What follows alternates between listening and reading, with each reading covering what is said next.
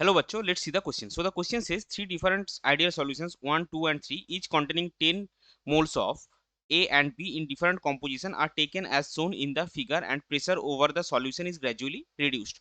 Initially external pressure is same for all three solutions. At a particular external pressure P1, two solution is found to have XA is equal to 0.4, that is the liquid composition, and YA is equal to 0.8, that is the vapor composition.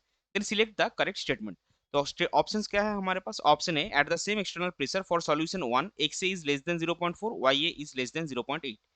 Option B at the same external pressure for solution 3 XA greater than 0.4, YA is greater than 0.8. And option C, for all three solution at same external pressure P1 liquid and vapor composition will be same. And option D none of this. तो चलिए सबसे पहले देखते हैं इस question का की concept क्या है.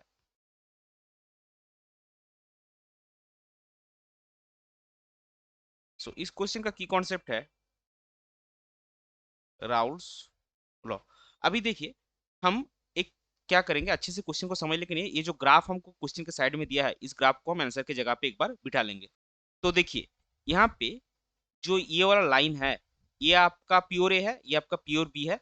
अगर आपका राउल्स लॉ का ग्राफ याद है तो यहाँ पे हम लिखते थे X A is equal to 1, यहाँ पे हम लिखते थे X B is equal to 1. So यहाँ पे देखिए अगर आप इस पॉइंट से इस लाइन तक, इस लाइन को अगर हम रेड कलर में ड्रॉ करें तो इस लाइन पे हर एक पॉइंट आपका क्या करता है, एक definite amount of external pressure को वो डिनोट करता है.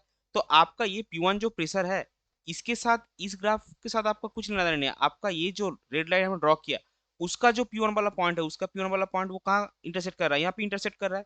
तो यहाँ पे आप देखिए, आप कोई भी सॉल्यूशन रखिए टोटल अमाउंट आपका सेम ही है 10 मोल्स ही है.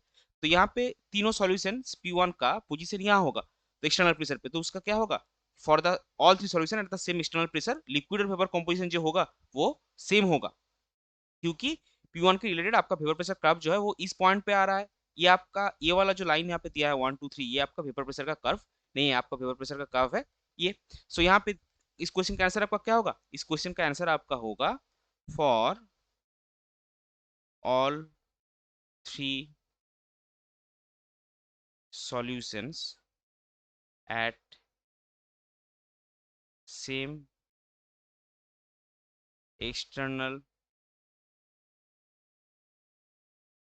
Pressure P1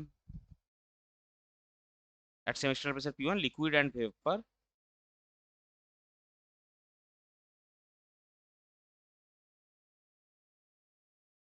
composition will be same. So आपका करेक्ट आंसर क्या हो जाएगा? आपका करेक्ट फाइनल आंसर हो जाएगा option C. I hope you understood it well. Best of luck. Thank you.